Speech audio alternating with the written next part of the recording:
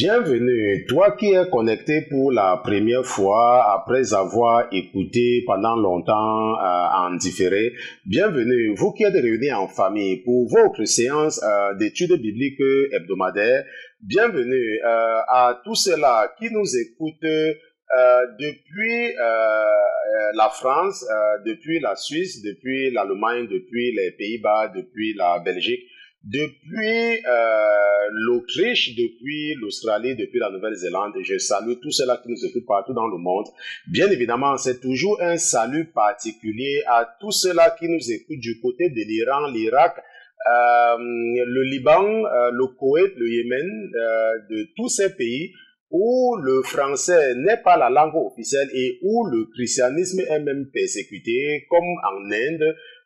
Bienvenue également à tous ceux-là qui nous écoutent depuis la Russie. Je remercie le Seigneur Jésus-Christ pour vos vies. Je remercie le Seigneur Jésus-Christ d'avoir mis dans vos cœurs le désir des choses spirituelles.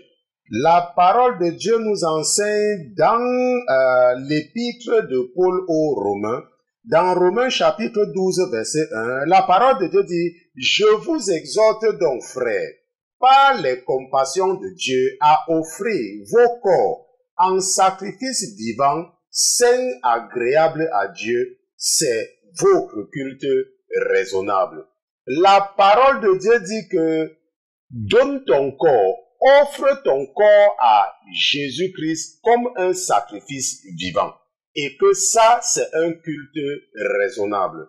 La parole de Dieu t'encourage. La parole de Dieu t'encourage. La parole de Dieu t'encourage à offrir ton corps. La parole de Dieu t'encourage à vivre ta vie comme quelqu'un qui a été sacrifié. La parole de Dieu dit que si tu vis ta vie sans regarder ce qui se passe à gauche ou à droite, ce sera de ta part un culte raisonnable et que ça sera certainement agréable à Dieu. Donc, Paul t'exhorte ce soir, ton frère t'exhorte ce soir à offrir ton corps comme un sacrifice vivant. Et tu ne vas pas le regretter. Je remercie le Seigneur Jésus-Christ pour ta vie. Ce soir, nous allons continuer avec notre série d'études bibliques sur le mariage, n'est-ce pas? Le mariage selon la Bible. Ce sera la 7e partie. Bien évidemment, hier, nous avons vu la 6e partie. Malheureusement, nous avons eu quelques problèmes techniques, ce qui fait que la vidéo n'a pas été enregistrée, n'est-ce pas? La vidéo n'a pas pu être enregistrée. Pourtant, nous avons deux caméras, n'est-ce pas? Une caméra première et une caméra de secours, mais pour une raison ou une autre, aucune des caméras n'a enregistré la vidéo d'hier. Donc, nous allons utiliser seulement la partie audio, n'est-ce pas, comme vidéo. Bien évidemment, ça sera comme si c'était avec les mêmes parties de l'audio, de la vidéo, en retirant l'introduction de la radio, n'est-ce pas, en se contentant seulement de ce que on devait entendre si c'était la vidéo normalement. Ok, je pense que votre frère Pierre est en train de s'occuper de cette partie-là. Donc, ce soir, ça sera la 7e partie, le mariage selon la Bible, 7e partie. Mais avant toute chose, avant de nous aventurer à utiliser la chair et le sang pour enseigner les princes et les princesses que vous êtes, nous allons d'abord nous assurer de la présence de notre patron dans ce studio. Mais comme notre patron n'est pas un patron ordinaire, comme il est Dieu, comme lui c'est Jésus-Christ de Nazareth, nous allons lui dérouler le tapis rouge et nous allons demander à tous les autres qui se trouvent dans les cieux, qui se trouvent sur la terre, sous la terre et sous la mer, de cette terre, le temps pour nous d'accueillir dans ce studio Jésus-Christ de Nazareth. Gardez l'écoute. À tout à l'heure.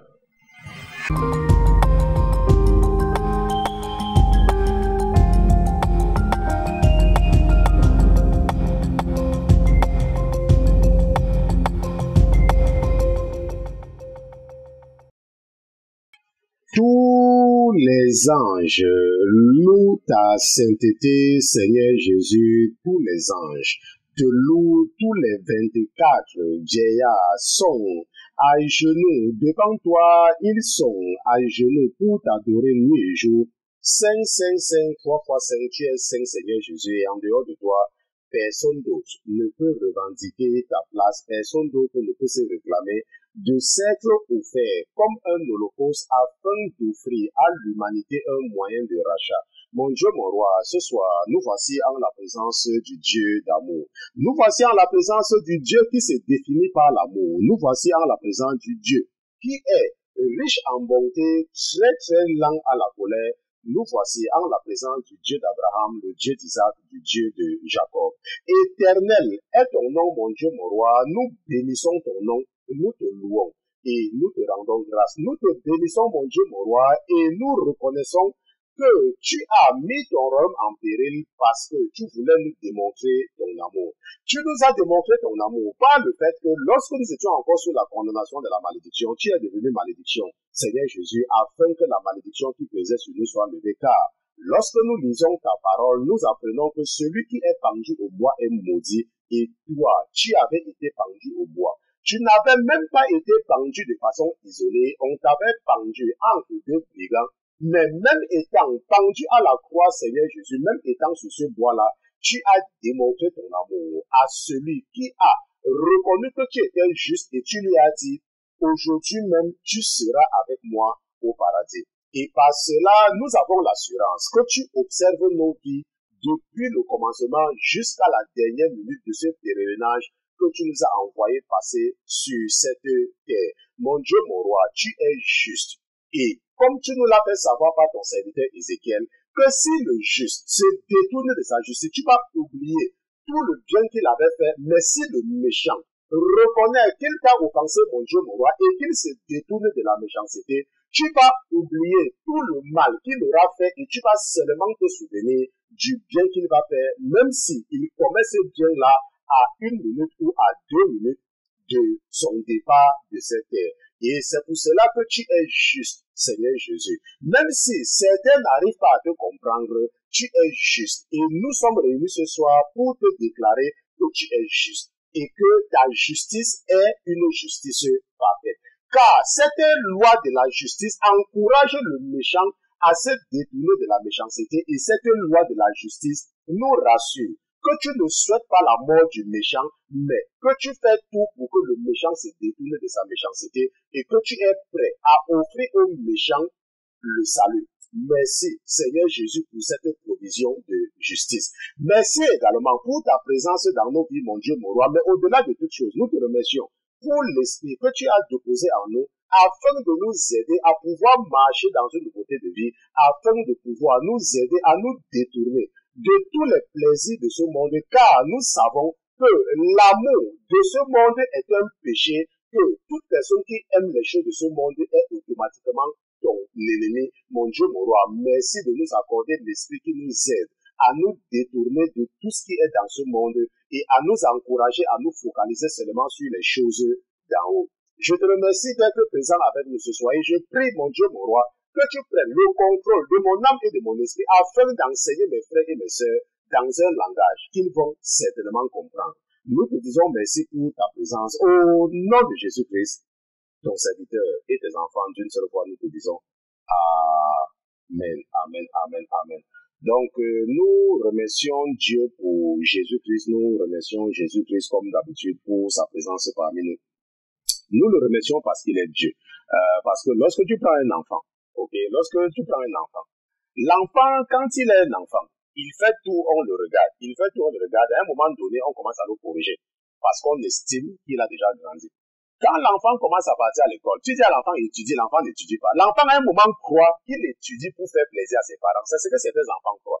N'est-ce pas? Certains enfants croient qu'ils partent à l'école pour leurs parents. Parce que le parent le force d'aller à l'école. N'est-ce pas? Il croit que c'est pour cela.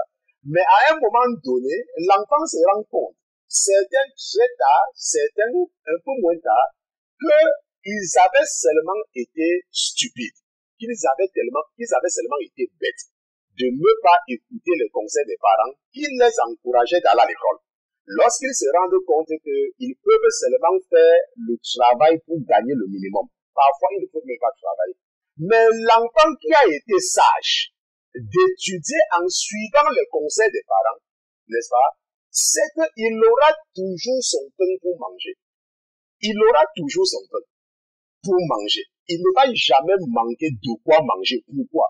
Parce qu'il a écouté les conseils de ses parents. Il ne savait pas pourquoi ses parents lui demandaient d'aller à l'école, mais parce qu'il a été obéissant, il jouit de cela. La même chose. Votre frère vous parle. Détournez-vous du péché. Ne faites pas ceci. Ça entre ici, ça sort là. On parle. Tu ne peux pas. Un jour, tu vas vouloir que le pasteur Christian te parle.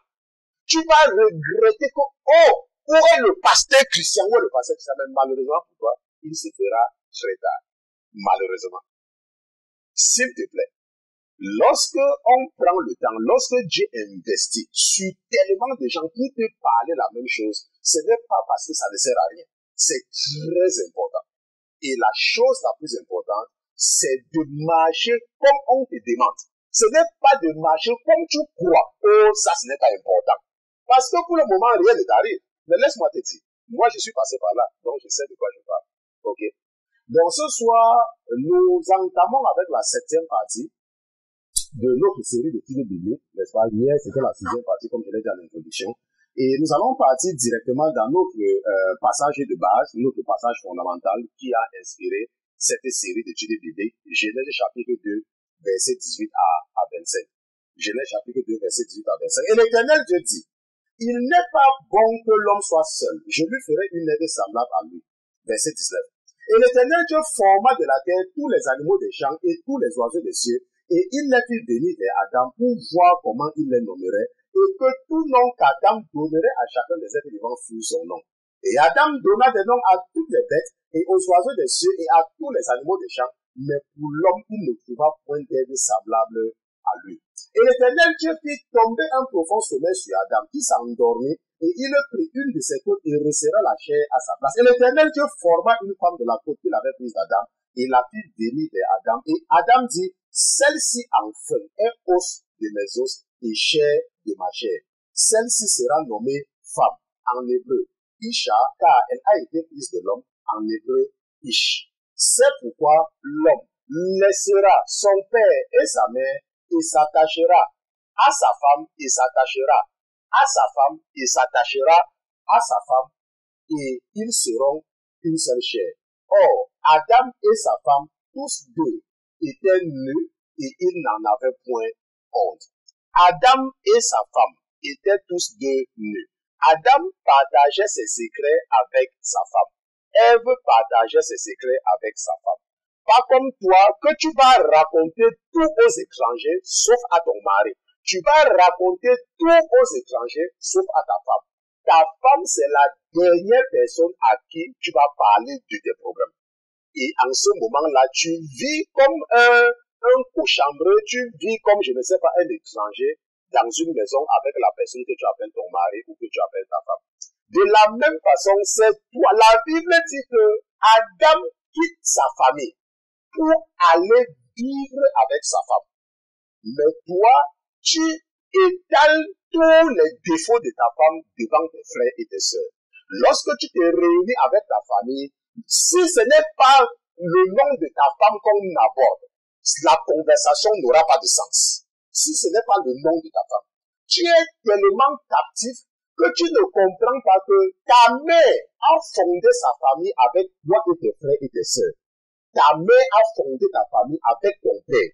Et tu es un enfant d'un homme et d'une femme. Mais aujourd'hui, toi-même, tu es marié. Et tu fais les enfants avec une femme. Mais tu méprises cette femme et ces enfants-là au détriment de tes frères et de tes sœurs qui sont les enfants d'un autre couple. Et tu ne vois pas à quel point tu es bête et stupide. Mais je prie que le Seigneur t'aide, après cette série d'études bibliques, à redresser et à devenir sage et à réfléchir. Maintenant, nous avons compris qu'il y a 8 catégories de mariage, appelons ça comme ça. Il y a 8 types de mariage que nous voyons dans la Bible. Il y a le mariage entre un homme et une femme, le mariage entre un homme qui a déjà sa femme et des maîtresses, n'est-ce pas? Et Dieu ne condamne pas cela. Nous avons vu le mariage entre un homme qui a une femme et qui prend l'esclave de sa femme ou la servante de sa femme, et Dieu n'a pas condamné cela. Nous avons vu le mariage entre un homme qui a plusieurs femmes, ça c'est la polygamie, et ça c'est dans la Bible, et Dieu n'a pas condamné cela. Nous avons vu le mariage entre un homme, n'est-ce pas, qui a un frère qui décède, et le lévira lui impose d'épouser et de prendre la femme de son frère qui est décédé. Ça, c'est ce que nous avons étudié, le lévira. On a vu ça avant-hier. Nous avons vu le mariage entre un homme et une victime qu'il a violée. Donc, un homme viole une femme. Ça, c'est ce que nous avons étudié hier. Et nous avons vu les aspects spirituels de cela. Malheureusement, la vidéo, pour une raison, n'est-ce pas, n'est pas passée. Mais je sais que même le Dieu va toujours sauver les vies, n'est-ce pas? Et il nous reste donc deux cas à étudier. Le mariage entre un homme qui prend une prisonnière de guerre et le mariage entre deux esclaves. Ça veut dire qu'un homme esclave et une femme esclave qui peuvent se marier. Et ça sera le dernier cas que nous allons étudier certainement la semaine prochaine parce que je ne pense pas qu'on aura assez de temps ce soir pour aborder ce sujet-là. Maintenant, pour conclure le cas du lévira que nous avons fait hier, nous avons eu l'occasion de confirmer ce que nous avons toujours l'habitude de vous dire, n'est-ce pas, ici, là, à la Sainteté FM, n'est-ce pas, que la Bible ne se comprend pas avec un raisonnement humain. Ça veut dire quoi? Ça veut dire que tu ne peux pas lire la Bible et comprendre, n'est-ce pas? Pour comprendre la Bible, tu as besoin de l'Esprit de Dieu, parce que la Bible est un livre spirituel. Et ça, nous avons vu ça hier. Lorsque nous avons lu Matthieu chapitre 22, n'est-ce pas, des versets 23 à 33, mais ce soir, ce n'est pas important. Dans Matthieu chapitre 22, versets 22 à 23 à 29, la Bible dit que ce jour-là, les Sadducéens qui disent qu'il n'y a point de résurrection vinrent à Jésus et lui fit cette vision. Mais Moïse a dit, si quelqu'un meurt sans enfant, son frère épousera sa veuve et suscitera lié à son frère. Or, il y avait parmi nous sept frères, dont le premier s'étant marié mourut, et n'ayant point eu d'enfant, il laissait sa femme à son frère. De même aussi le second, puis le troisième, jusqu'au septième. Or, après eux tous, la femme aussi mourut, duquel donc des sept sera-t-elle la femme à la résurrection, car tous les sept l'ont eu comme femme. Mais Jésus répondant leur dit, vous êtes dans l'erreur parce que vous n'entendez pas les Écritures, ni quelle est la puissance de Dieu. Donc la Bible dit que ces Sadducéens-là et ces pharisiens, il faut savoir que les pharisiens et les Sadducéens sont les docteurs de la loi. C'est comme ce qu'on appelle aujourd'hui les pasteurs, n'est-ce pas, à l'époque. C'est comme les pasteurs, les enseignants, les théologiens, n'est-ce pas, les Sadducéens et les pharisiens. Et également, nous avions aussi les scribes qui étaient comme des secrétaires, les gens qui connaissaient, n'est-ce pas, ils connaissaient, n'est-ce pas, les livres, n'est-ce pas, ce qu'on appelle la Torah, ils connaissaient la loi de Moïse. Ok, ils connaissaient tous les passages. Mais la Bible dit qu'ils ne comprenaient rien. C'est comme aujourd'hui, nous avons beaucoup de personnes qui se revendiquent pasteurs, entre guillemets, n'est-ce pas, beaucoup se revendiquent, ils ne comprennent rien. Ils lisent les passages, ils les mélangent. Oh, la Bible dit dans Galates chapitre machin truc, et dans un pied machin qui a monté, oh, dans Malachie on a vu machin truc. Ils racontent seulement. La Bible n'est pas un livre de littérature. La Bible est un livre spirituel. Et c'est le langage de Dieu. Donc, pour pouvoir comprendre ce que Dieu est en train de raconter, il te faut l'Esprit de Dieu qui peut ouvrir, pour te donner, pour te faire comprendre ce qu'il te dit par là. Il ne faut pas dire que oh, la Bible a dit dans telle partie que oh, toi aussi tu dis que oh, la Bible a dit, tu ne comprends rien.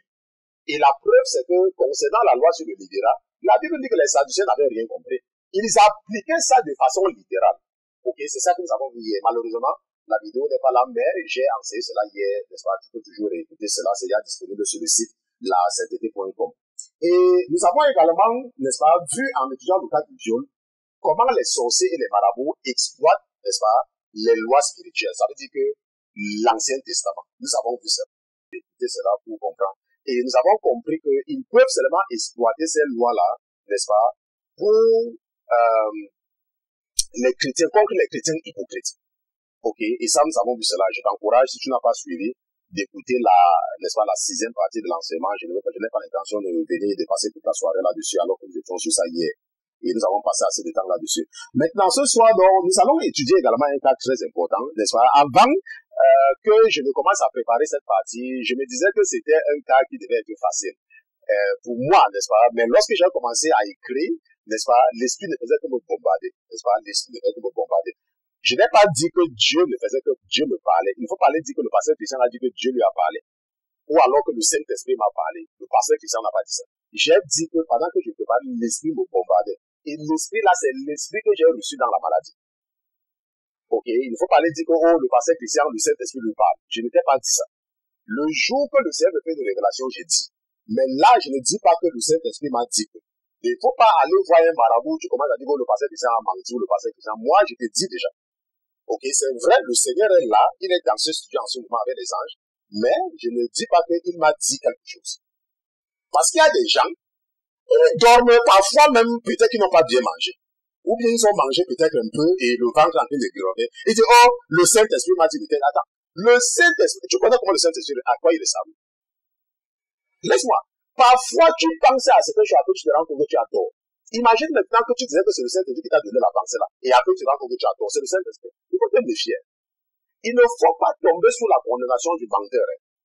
Il ne faut pas tomber sous la condamnation. Il ne faut pas tomber dans le piège des agents du diable qui sont pleins dans les églises que j'appelle les faux convertis. N'est-ce pas? Et que le diable les envoie dans les lieux pour prononcer certaines paroles. Parfois, tu les vois prier en langue. Ou alors ils disent que oh, le Saint-Esprit m'a dit que. Quel Saint-Esprit? Tu connais, tu sais à quoi le Saint-Esprit ressemble. Il ne faut pas faire comme eux qui prononcent ces paroles parce qu'ils veulent se rendre importants. Toi, tu n'as pas besoin de te rendre important. On reconnaît le vrai chrétien par son comportement. Le vrai chrétien. Tu n'as pas besoin de dire à quelqu'un que tu es un vrai chrétien. C'est ton comportement qui montre qui tu es. Même si on ne te dit pas, on sait qui est un vrai chrétien. Donc tu n'as pas besoin de te donner de l'importance en disant que oh, le Saint-Esprit m'a dit que, oh Dieu m'a dit que. Quel Dieu? Tu connais à quoi Dieu ressemble? Tu connais la voix de Dieu. Ok? Donc je disais que quand j'ai commencé à écrire, n'est-ce pas, par rapport à ce cas de mariage, n'est-ce pas, le mariage entre un soldat et une femme prisonnière de guerre, ça ne faisait que venir. Ça ne faisait que venir. Et je me suis finalement rendu compte que je ne faisais qu'écrire et écrire et écrire. Et c'est là où j'ai pensé que on n'aura même pas l'occasion, n'est-ce pas, d'aborder le dernier cas de mariage, ça veut dire que le mariage entre deux esclaves, mais c'est pas grave. Peut-être je peux seulement citer ça comme ça en passant. Bon, je ne sais même pas si ça sera aussi important. Bon, mais ça va. On va d'abord nous concentrer sur ce qu'on doit faire aujourd'hui. Ok. Alors, dans Deutéronome chapitre 21, nous allons lire des versets 10 à 14. Deutéronome chapitre 21, nous lisons à partir des versets 10 à 14. Et comme je l'ai toujours dit, j'attends ceux qui sont en train de prendre leur Bible. Donc, je sais que nous sommes en train d'aller vers la fin, n'est-ce pas, de cette phase. N'est-ce pas? Ça sera une page que nous allons bientôt tourner, n'est-ce pas, sur ce ministère, la Sainteté FM, la Sainteté TV. Nous avons commencé en 2014, n'est-ce pas? Et nous sommes en train de tourner une page. Dans quelques semaines, je ne sais pas encore quand, vous n'allez plus entendre n'est-ce pas, le générique d'introduction va changer. Ok, ça va changer. Et même la chanson d'introduction à la radio va également changer. Parce que nous allons passer directement. La radio et la télé seront combinées ensemble au même moment. Ça veut dire que dès que nous démarrons, nous allons démarrer les deux à la fois. La radio et la télé. Et nous allons passer d'une production à une caméra à une production à 4 caméras. Ok, nous allons passer à une production à 4 caméras. Et nous aurons des vues différentes.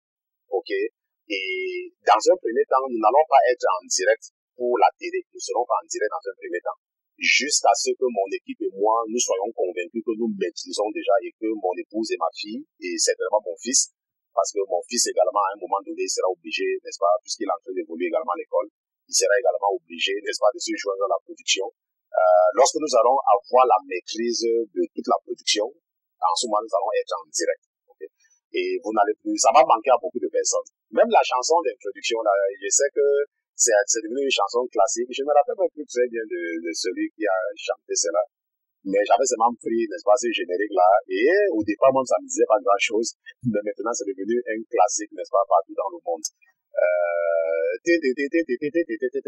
Mais ça, c'est une chanson en anglais, en fait. Ok, c'est une chanson en anglais. Everybody need forgiveness, quelque chose comme ça, là. Je crois que ça, c'est the kindness of the Savior. Let your mercy fall on me. Donc ça, c'est la chanson que j'avais prise. Donc, Deutéronome chapitre 21, verset 10 à 14, je sais que tout le monde est déjà là. La Bible dit que quand tu iras à la guerre contre tes ennemis, et que l'Éternel, ton Dieu, les livrera entre tes mains, et que tu en amèneras des prisonniers, si tu vois parmi les prisonniers une belle femme, et qu'ayant conçu pour elle de l'affection, tu veuilles la prendre pour femme, tu l'amèneras dans ta maison, et elle se rasera la tête et se coupera les ongles. Elle ôtera de dessus elle ses vêtements de captivité. Elle demeurera dans ta maison et pleurera son père et sa mère pendant un mois. Puis tu viendras vers elle et tu seras son mari et elle sera ta femme. S'il arrive qu'elle ne te plaise plus, tu la renverras où elle voudra et tu ne pourras pas la vendre pour de l'argent, ni la traiter en esclave, parce que tu l'auras humiliée, n'est-ce pas? Parce que tu auras déjà couché avec elle, c'est ce que ça veut dire, ok? Maintenant, lorsque nous lisons ce passage, n'est-ce pas? Parce que moi, lorsque j'ai lu ça au départ, avant de commencer à écrire, comme je vous ai dit tout à l'heure, je n'avais pas vu dès le départ la profondeur, n'est-ce pas, de ce passage, de ce genre de mariage. Et au fur et à mesure, n'est-ce pas, l'esprit ne faisait que me bombarder. Maintenant, nous allons analyser les aspects spirituels, n'est-ce pas, de cette loi. Ça veut dire que la loi spirituelle qui autorise à un soldat, n'est-ce pas, à un militaire, de prendre une prisonnière de guerre comme sa femme. Ça, c'est une loi spirituelle. Ça, c'est la loi. Ok, rappelle-toi, nous lisons Deutéronome. Deutéronome, c'est le deuxième livre de la loi. Ok, ça fait partie des 5 lois, des 5 livres de Moïse, ou des 5 livres qui sont attribués à Moïse. Et j'ai déjà expliqué cela ici, là. Ok. Donc, la Bible dit que quand tu iras à la guerre, ça veut dire que si tu es un homme et que tu vas à la guerre, et que tu vois une femme qui te plaît, tu peux la prendre comme ta femme. C'est ce que la Bible dit. Tu peux la prendre comme ta femme. Et la Bible dit que quand tu vas la prendre, elle t'a plu, n'est-ce pas? Quand tu vas la prendre, elle va venir chez toi. Elle va faire le deuil pendant un mois. Et la Bible dit qu'elle va se raser la tête. Et elle va se couper les ongles, n'est-ce pas? Et elle va enlever les vêtements de captivité. Elle va enlever les vêtements de captivité. Bon, maintenant, je vous ai toujours dit que Dieu utilisait les Juifs seulement pour nous raconter quelque chose. Dieu a utilisé les Juifs pour écrire de façon visible, de façon physique, la réalité des choses invisibles. Par exemple, pendant que je préparais cet enseignement, l'Esprit a également attiré mon attention sur l'esclavage. Aujourd'hui, par exemple, le diable endurcit le cœur des Noirs de détester les Blancs. Bien évidemment parce qu'ils marchent dans la chair et ils ne comprennent pas. Ils se disent que, oh, si Dieu était vraiment Dieu, pourquoi Dieu a permis que les Blancs vendent les Noirs comme des esclaves pendant très longtemps? N'est-ce pas? Parce que les gens ne comprennent pas. Les gens ne comprennent pas toujours. Les gens ne comprennent pas. De la même façon que Dieu avait sacrifié les Juifs, de la même façon, Dieu va sacrifier un peuple, les Noirs, pour pouvoir nous raconter quelque chose. Pourquoi? Parce que Dieu, et il a démontré lui-même, la Bible dit que car Dieu a tant aimé le monde, qu'il n'a pas hésité à donner son Fils unique, c'est-à-dire Jésus-Christ, afin que quiconque croit en lui ne périsse point, mais qu'il ait la vie éternelle. De la même façon, Dieu à un moment donné, parce qu'il a tellement aimé le monde, voulait aider l'humanité à être conscient du danger de l'enfer, à être conscient que l'enfer existe. Et pour cela, il va donc nous raconter une histoire. Il va sacrifier un peuple, le peuple juif, pour nous enseigner à nous. Parce que la Bible dit que tout ce qui a été écrit, l'a été écrit pour notre instruction, à nous qui sommes parvenus à la fin des temps. Cette génération-ci. Et à un moment donné, Dieu également va sacrifier les Noirs.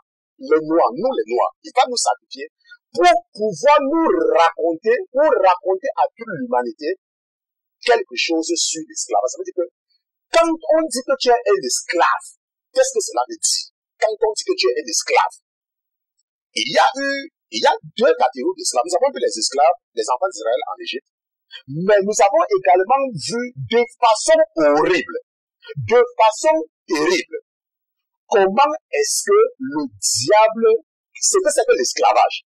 Donc, lorsqu'on te parle de l'esclavage aujourd'hui, pourquoi est-ce que tu peux comprendre? Parce que l'histoire te raconte l'esclavage des Noirs, la traite des griers. L'histoire te raconte comment l'ennemi, ou bien comment les Blancs, sont partis prendre les gens dans leur pays et les amener quelque part pour les faire travailler sans salaire. L'histoire te raconte cela. Ça veut dire quoi? Ça veut dire que c'est possible. Donc, si on te raconte que le diable ou alors l'ennemi peut te prendre dans ton pays et t'amener quelque part pour te faire souffrir, ça ne doit pas être quelque chose d'étrange ou quelque chose que tu ne comprends pas. Parce que tu sais ce que ça veut dire. La traite des griers, Dieu a permis cela pour nous raconter quelque chose. Et ici, là, Dieu est en train de nous raconter quelque chose sur le mariage entre un homme qui est son enfant, entre un chrétien et une prisonnière de guerre. Maintenant, rappelle-toi que ça, ce n'est pas que un chrétien va à la guerre. Si tu regardes ça comme ça, ça veut dire que tu es encore un chrétien qui est charnel, tu n'as toujours rien compris. Nous savons que nous sommes dans la guerre spirituelle, nous sommes dans un combat spirituel. C'est quoi le combat spirituel? Je vous ai toujours dit, le combat spirituel, ce n'est pas la prière. N'est-ce pas? La prière n'est qu'une partie, ça fait partie, mais le combat spirituel, c'est le combat des idées. 2 Corinthiens chapitre 10 à partir de 22, ça dit que car nous n'avons pas à lutter contre la chair et le sang, mais contre les principautés. Nous sommes engagés dans un combat. Nous sommes engagés dans un combat pour amener toute pensée captive à l'obéissance de Jésus-Christ. C'est ce que la Bible nous dit. Donc, la Bible dit que si tu es un chrétien et que tu vois une femme qui n'a pas qui ne connaît pas Jésus, la Bible dit que tu peux la prendre comme femme. La Bible dit que tu peux la prendre comme femme. Ça veut dire que toi, tu es un chrétien et tu vois une femme qui ne connaît pas Jésus. La Bible dit que tu peux la prendre comme femme. Est-ce que tu comprends? Tu peux la prendre comme femme. Maintenant, nous sommes en train d'étudier, n'est-ce pas? Tu vas comprendre quelque chose de très important tout à l'heure. Regardons un peu, analysons un peu, allons un peu terre à terre. Parce que si je prends ça de façon globale, beaucoup ne vont pas comprendre. Je veux prendre ça de façon terre à terre. Regardons un peu ce que le verset 10 dit.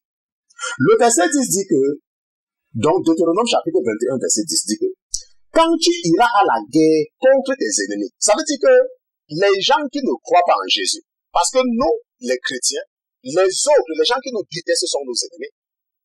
Nous, les chrétiens. Et la Bible dit que quand tu iras à la guerre contre tes ennemis, et que l'Éternel, ton Dieu, les livrera entre tes mains, et que tu en amèneras des prisonniers. Maintenant, il ne faut pas perdre de vue, et je l'ai déjà dit, que Dieu est seulement en train de nous raconter une histoire. Maintenant, pour comprendre bien ceci, regardons un peu quelque chose. Allons un peu dans Deutéronome chapitre 7, verset 1. Allons un peu dans Deutéronome chapitre 7, verset 1. Deutéronome chapitre 7, verset 1. La Bible dit, quand l'Éternel, ton Dieu, t'aura fait entrer dans le pays que tu vas prendre possession et qu'il aura ôté de devant toi beaucoup de nations, les Étiens, les Girgasiens, les Amoréens, les Cananéens, les Phérésiens, les Éviens et les Jébusiens, cette nation plus grande et plus puissante que toi, et que l'Éternel, ton Dieu, te les aura livrés et que tu les auras battus, tu les voueras à l'interdit. Tu ne traiteras point alliance avec elles et tu ne les feras point grâce. Tu ne t'allieras point par mariage avec elles et tu ne donneras point tes filles à leurs fils et tu ne prendras point leurs filles pour tes fils. Car elles détourneraient tes enfants de mon obéissance et ils serviraient d'autres dieux et la colère de l'Éternel s'allumerait contre vous et il t'exterminera promptement. Est-ce que tu comprends? La Bible dit que lorsque tu acceptes Jésus-Christ, la Bible dit que tu ne dois pas t'allier en mariage avec les autres, avec les gens que Dieu, avec les Étiens, les Cananéens. Bon, mais la Bible est en train de nous dire ici là que lorsque quelqu'un va en guerre et qu'il voit une femme qui lui plaît, il peut prendre cette femme-là. Maintenant, ça c'est le genre de situation où si tu n'es pas quelqu'un de spirituel, tu vas dire que la Bible se contredit, n'est-ce pas? Si tu n'es pas quelqu'un de spirituel, si tu lis la Bible pour lire, pour discuter, n'est-ce pas? Ou bien pour discutailler, parce qu'il y a des gens qui passent le temps à discutailler. Ils ne discutent même pas, ils discutaillent. Ok? Tu vas dire que, mais, pasteur Christian, Dieu dit qu'on ne doit pas prendre les femmes et on ne doit même pas donner nos filles. Mais Dieu nous dit que si on va à la guerre et qu'on voit une femme qui nous plaît, on peut la prendre comme femme. N'est-ce pas? Voilà là où il faut souvent faire très attention quand tu lis la Bible. Et c'est ça, c'est pour cela que beaucoup de gens voulaient que je m'arrête, n'est-ce pas, sur ces détails qui sont très importants. Maintenant, Dieu a dit, la Bible dit d'un côté que tu ne dois pas épouser les Cananéens, les Éviens, les Étiens et les Girgasiens et tout et tout. Et de l'autre côté, la Bible dit que quand tu vas partir à la guerre, si tu vois une femme qui te plaît, prends-la comme femme. Maintenant, de quelle femme s'agit-il? C'est la question que tu dois te poser. De quelle femme est-ce qu'il s'agit? Parce que Dieu t'a dit de ne pas prendre certaines femmes. Mais il te dit que si tu vas en guerre, maintenant il faut comprendre que tu ne peux pas, il faut comprendre, tu ne peux pas seulement partir en guerre contre les Égyptiens, les Cananéens, les Étiens. Il y a d'autres peuples.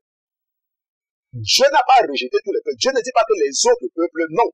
Il t'a dit que, en ce qui concerne les Cananéens, les Égyptiens, les Girgasiens, les Étiens, les Jébusiens, les Amoréens, ne touche pas. Ne touche pas. Pour eux, là, il faut les détruire.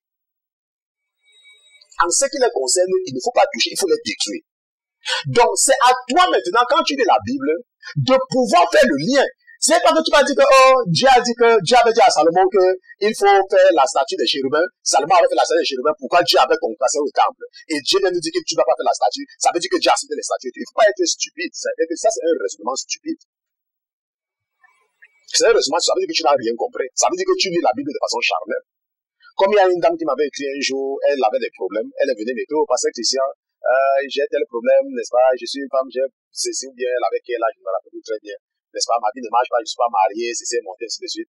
Et lorsqu'elle m'a écrit, j'ai senti immédiatement qu'il y avait un problème. Immédiatement. Et je lui ai dit ça. Je lui ai dit que chaque fois que quelqu'un m'écrit, avec le don que j'ai reçu, le don du discernement des esprits, je peux voir très vite là où le problème de la personne se trouve, mais toi, je ne vois pas ton problème. Il y a quelque chose en toi. Et ça, je lui ai fait savoir. Elle s'est enflammée, elle a commencé à raconter n'importe quoi. Et immédiatement, quand elle a répondu, je lui ai dit que, tu sais, il y a deux types de foi. Il y a ce qu'on appelle la foi charnelle.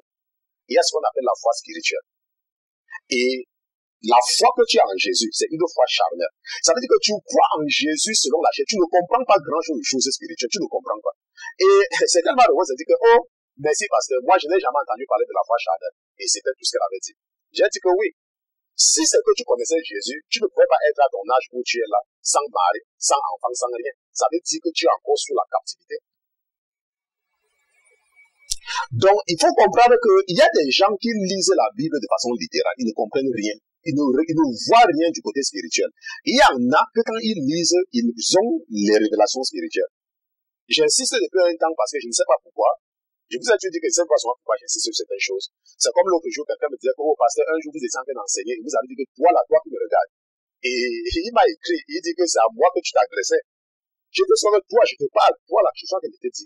Et il m'a écrit, je ne sais pas si c'était 2 jours, 3 jours, qu'un jour vous avez fait un enseignement, vous avez dit que toi là. Et c'était justement à moi. Tout ce que vous disiez là, c'est comme si vous m'aviez parlé un jour. N'est-ce pas? Je me rappelle plus de son nom. Bon, maintenant, la parole de Dieu te dit donc que n'épousez pas certaines femmes. Et la parole de Dieu te dit que tu peux prendre une femme comme prisonnière et elle devient ta femme, n'est-ce pas? Maintenant, lorsque tu es un enfant de Dieu, lorsque Dieu t'a dit de ne pas faire quelque chose, et qu'après il te dit quelque chose que tu n'as pas compris, cherche à faire le lien entre les deux. Parce que Dieu ne se contredit pas. C'est comme par exemple, Dieu dit, n'épousez pas certaines personnes. C'est comme un chrétien. Si tu es un chrétien, tu ne peux pas aller épouser une musulmane. Tu ne peux pas aller épouser un bouddhiste si tu es un chrétien.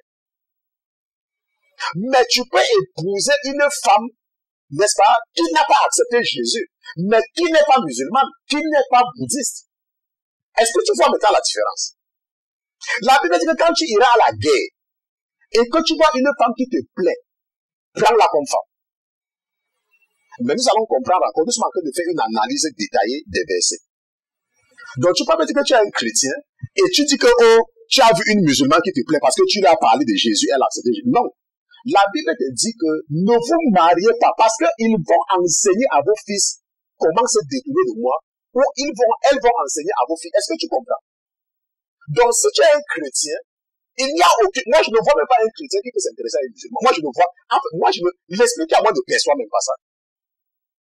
À moins que tu ne sois un chrétien hypocrite. À moins que tu ne sois un chrétien hypocrite. Il y a tellement de femmes là dehors. Mais toi, tu me dis que tu es un chrétien et la femme qui te plaît est musulmane. Tu blagues ou quoi? Ou elle est bouddhiste. Ou elle est dans Ekanka. Ou elle est je ne sais pas dans quoi. Elle sert un autre Dieu et tu me dis qu'elle te plaît. Tu es sérieux? L'esprit qui est dans toi, il faut bien analyser encore ça. Hein. Ce n'est pas l'esprit de Jésus-Christ. N'est-ce pas? Bon, maintenant, si nous regardons encore de plus près le passage que nous avons lu, n'est-ce pas? Regardons un peu ce que le verset Regardons un peu ce que le verset... Bon, peut-être avant de continuer au verset suivant, regardons ce que la Bible dit concernant ce que j'étais en train de vous dire tout à l'heure dans Deutéronome chapitre 20. Deutéronome chapitre 20, juste pour confirmer ce que je disais, à partir du verset 10. La Bible dit, quand tu t'approcheras d'une ville pour l'attaquer, c'est ce que la Bible dit, que quand tu t'approcheras d'une ville pour l'attaquer, n'est-ce pas? Quand tu t'approcheras d'une ville pour l'attaquer, tu lui offriras la paix. Est-ce que tu m'écoutes? Quand tu t'approcheras d'une ville pour l'attaquer, tu lui offriras la paix. Bon, maintenant, allons au verset 15, parce que ça raconte, tu peux aller lire ça toi-même, hein, n'est-ce pas? Tu peux aller lire Deutéronome chapitre 20 à partir du verset 9, je ne suis pas là pour lire la Bible pour toi. Maintenant, la Bible dit au verset 15 que tu en feras ainsi à toutes les villes qui sont fort éloignées de toi, qui ne sont point des villes de ces nations-ci. Donc, tu vois que Dieu fait la différence. Parce que Dieu dit que, mais dans les villes de ces peuples que l'Éternel ton Dieu te donne en état, tu ne laisseras vivre rien de ce qui respire. Car tu ne manqueras pas de les voies interdites, les Étiens, les Amoréens, les Cananéens, les Phérésiens, les Héroïens, les Girgasiens. Tu dois les détruire. Mais si c'est d'autres villes, tu peux faire la paix avec elles. Et la Bible dit que, si tu continues un peu plus loin, n'est-ce pas, au verset 24, ou bien au verset 20, je sais que j'ai pris ça jusqu'au verset, le verset 18, afin qu'ils ne vous apprennent pas à imiter toutes les abominations qu'ils ont pratiquées envers leur Dieu, et que vous ne péchiez contre l'Éternel. Est-ce que tu comprends? Donc, c'est pour dire que, la Bible dit que, si tu vois une personne qui ne connaît pas, qui n'a pas accepté Jésus, mais qui n'adore pas Allah, qui n'adore pas je ne sais pas quoi, ok, tu peux prendre cette personne.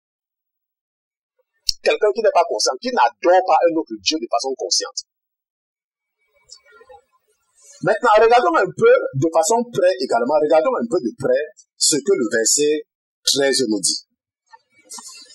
Maintenant, regardons le verset 13. Le verset 13 de notre passage, je suis dans Deutéronome chapitre 21, verset 13, dit que, je vais repartir là-bas pour que ce soit devant moi également. Deutéronome chapitre 21, verset 13, dit que, elle ôtera de dessus elle ses vêtements de captivité. Elle ôtera de dessus elle. Maintenant, pourquoi est-ce que Dieu, attends, selon toi, pourquoi est-ce que Dieu prend le soin de demander à son serviteur, à un soldat, que la femme là, qui ne connaît pas Jésus, doit enlever ses habits sur elle? Pourquoi, selon toi, pourquoi tu penses que Dieu insiste dessus? C'est parce que, si tu n'as pas, peut-être tu ne peux pas répondre à la question. C'est parce que, même parfois, quand tu vois quelqu'un, n'est-ce pas? Je dis souvent, quand tu vois quelqu'un, on te dit par exemple que, oh, un chrétien ne s'habille pas comme si c'est un chrétien. Tu ne comprends pas, tu ne fais qu'un. C'est parce qu'en fait, tu es captif. C'est parce que tu es captif. Ça ne dépend pas. Si tu me dis que je vais à l'église, je paie ma dîme, je donne les offrandes, tu es captif.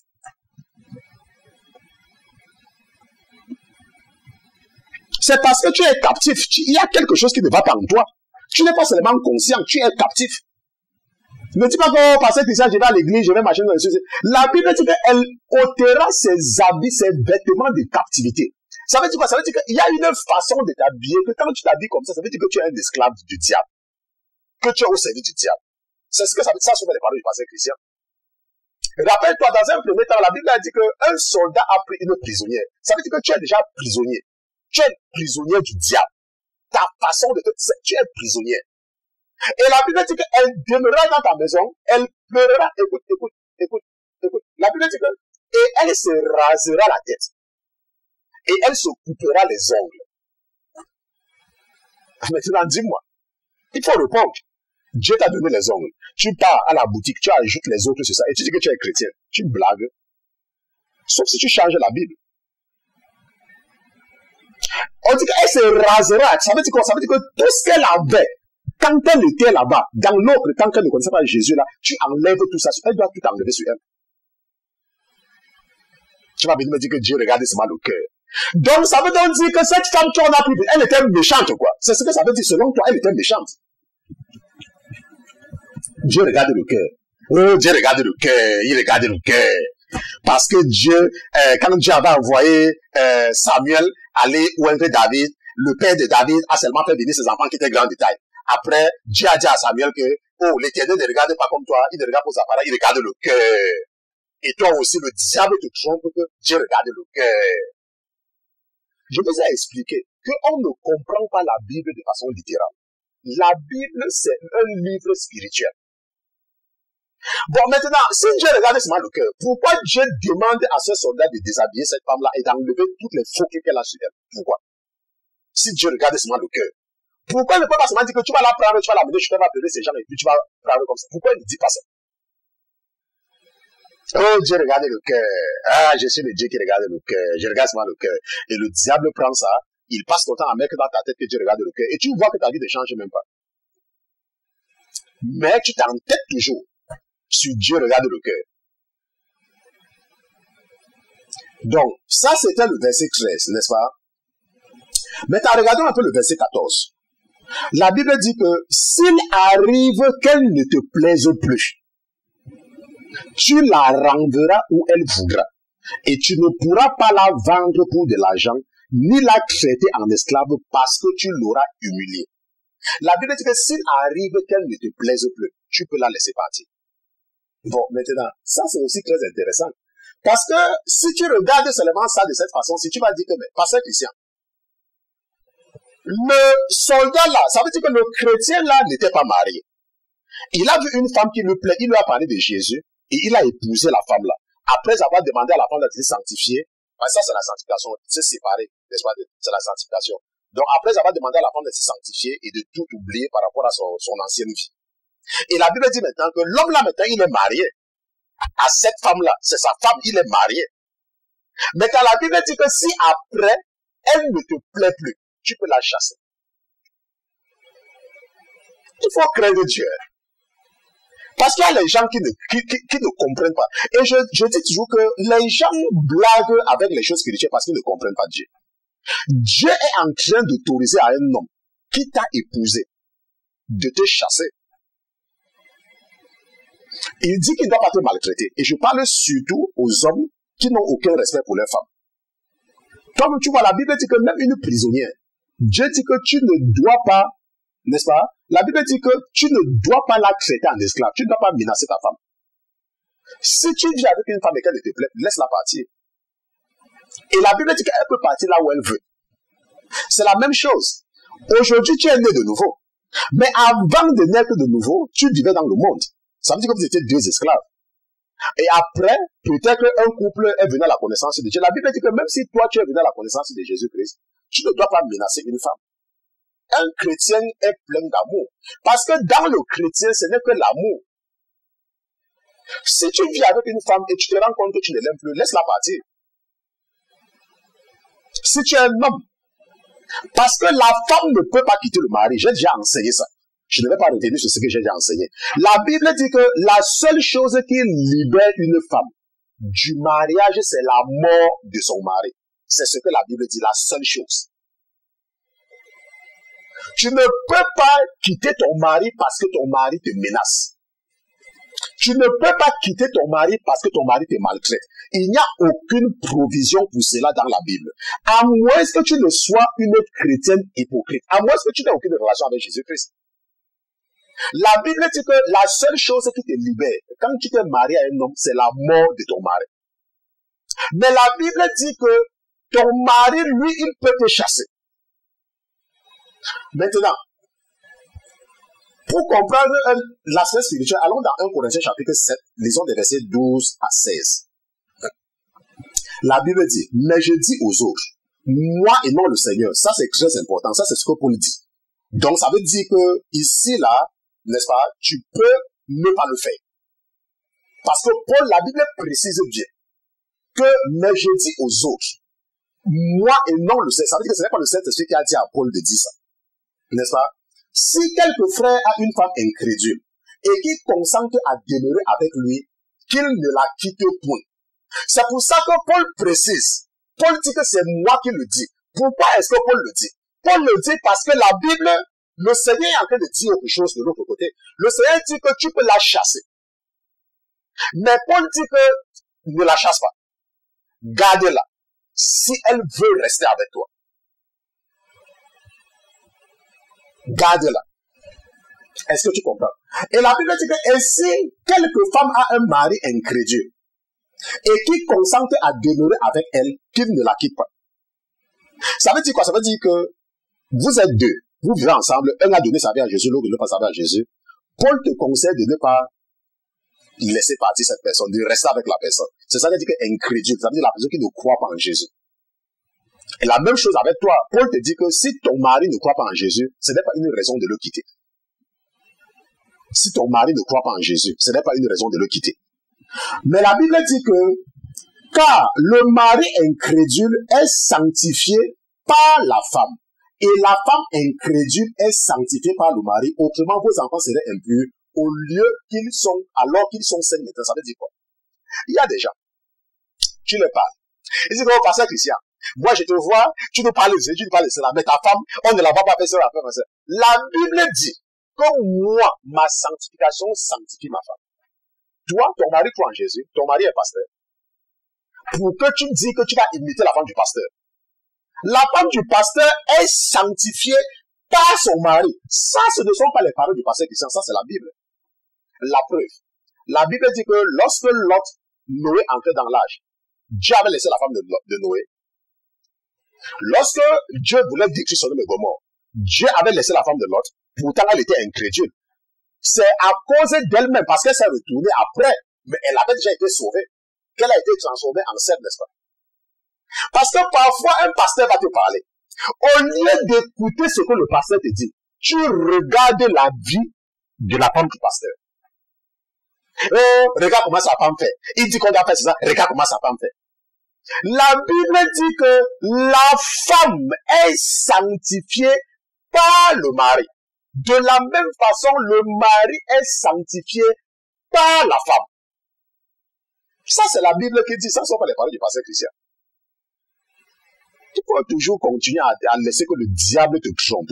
Peut-être que tu n'avais jamais vu ceci. Aujourd'hui, je remercie le Seigneur de t'avoir amené à écouter cet enseignement pour que tu ne continues plus à regarder ce que la femme du pasteur fait ou alors ce que la femme de la sœur telle fait. Tu vas dire que, oh, elle dit qu'elle connaît Dieu, mais son mari est tout le temps en train de partir là-bas. Son mari est tout le temps en train de partir là-bas. Ça veut dire qu'elle ne connaît. Il faut continuer. N'écoute pas ce que la sœur te dit.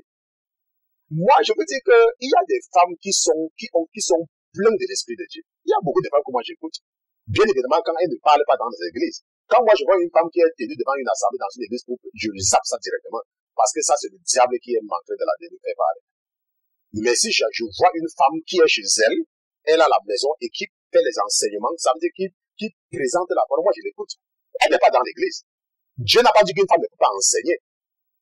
Une femme peut enseigner, c'est dans l'église. Elle ne doit pas prendre l'autorité sur l'homme dans l'église. Parce que c'est ce que la Bible précise. Si tu es une femme et que Dieu t'a déposé un esprit pour comprendre la parole de Dieu, et que tu as, n'est-ce pas, tu as comme ceci, tu as une émission que tu veux parler aux gens et que n'importe qui veut t'écouter, moi, il n'y a pas de problème par rapport à ça. Il ne faut pas seulement aller tomber sous la condamnation que tu parles, dis que tu es une pasteur. Dis que la sœur telle, tu es la sœur Émilienne, tu es la sœur Jacqueline, tu es la sœur Pauline, tu es la sœur Émilie, tu es la sœur Marie, la sœur telle. Et tu as un ministère. Dieu n'interdit pas, ce n'est pas interdit. Mais ce que la Bible dit, c'est que je ne permets pas à la femme d'enseigner dans l'église. C'est ce que la Bible dit. Moi, par exemple, qui te parle là, tu m'as vu à l'église, ça veut dire que ce que je fais là, tu peux faire. Pourquoi le diable te trompe d'aller prendre le titre de pasteur?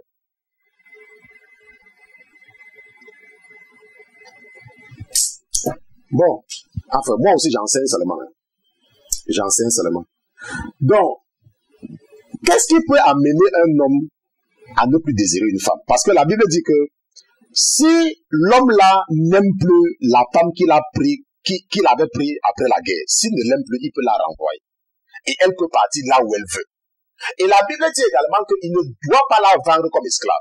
Il doit la laisser partir. Pourquoi? Parce qu'il a déjà couché avec sa femme. Ça veut dire quoi? Ça veut dire que tu dois traiter ta femme avec considération. Même si tu ne l'aimes plus.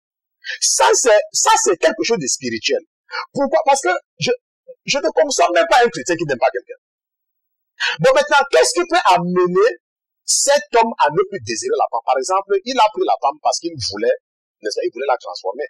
Mais après, elle est retournée dans ses anciennes habitudes. Elle n'écoutait plus. C'est pour ça que Dieu dit que tu peux la chasser. Mais c'est parce que ce n'est que ça. Parce que rappelle-toi qu'au départ, l'homme l'a aimé. Mais l'homme a voulu la transformer. Elle n'a pas voulu. Elle a toujours continué à vouloir aller en boîte de nuit. Toujours continué à vouloir, n'est-ce pas? Aujourd'hui, le Seigneur a attiré mon attention sur un passage sur les enfants têtus. La Bible dit que si tu as un enfant qui est têtu, tu amènes cet enfant devant les anciens et on tue l'enfant là. Parce qu'il y a parfois certains enfants, leur père leur parle, ils ne comprennent pas. La Bible autorise à un père de tuer son enfant qui ne coûte pas.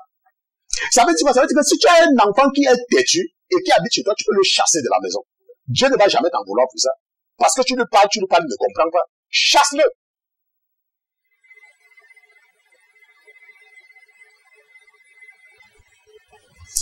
Donc, maintenant, la femme maintenant, est-ce que la question que nous pouvons nous poser, bon, nous sommes arrivés au terme, n'est-ce pas, de notre séance d'études bibliques, parce que la question qu'on devait se poser, c'est que, est-ce que la femme qui a été renvoyée dans ce cas, n'est-ce pas, on va lancer le générique de fin, parce qu'on doit abuser du temps des anges, n'est-ce pas, je vais seulement expliquer pendant que le générique est en train de passer, et là au moins, n'est-ce pas, nous profitons, n'est-ce pas, la question qu'on peut se poser, c'est que, est-ce que la femme qui est renvoyée dans ce cas peut aller se remarier à un autre homme? Est-ce que cette femme, n'est-ce pas, ça, c'est une question que pendant que je préparais l'étude biblique, votre père, n'est-ce pas, ne m'a vraiment pas répondu. Mais c'est que mon esprit a attiré mon attention là-dessus, c'est que c'est pour ça qu'il est très important de craindre Dieu. Parce que si tu as déjà été avec un homme qui a couché avec toi, qui a fait des trucs avec toi et qui t'a chassé parce que tu n'as pas voulu changer et Dieu l'a autorisé à le faire, maintenant, qu'est-ce que tu vas donc faire? Qu'est-ce que tu vas maintenant faire? Puisqu'il n'y a pas de provision pour cela, on dit que tu peux aller là où tu veux. N'est-ce pas? Nous sommes arrivés au terme de l'étude biblique de ce soir, n'est-ce pas? Et au terme de des études bibliques de cette semaine, n'est-ce pas? Si c'était la première fois que vous nous écoutez, nous sommes la CTT FM, la CTT Télévision, et nous sommes en studio tous les mardis, mercredis, jeudi, à partir de 21h de New York. Nous allons prier. Seigneur Jésus, je te remercie d'avoir été présent toute cette semaine avec nous. Je te remercie d'avoir béni quelqu'un. Je te remercie pour le sujet que tu as inspiré ton fils et ton serviteur à enseigner à ses frères et à ses sœurs. Je te dis également merci, mon Dieu, mon roi, pour ta fidélité et pour ta présence permanente dans nos vies. Je prie au Seigneur Jésus que tu me permets de te confier mes frères et mes sœurs. Protège-les et préserve-les jusqu'à ce que nous nous retrouvions la semaine prochaine si telle est ta volonté. Nous te disons merci au nom de Jésus-Christ, ton serviteur et tes enfants d'une seule voix. Nous te disons Amen, amen, amen, amen.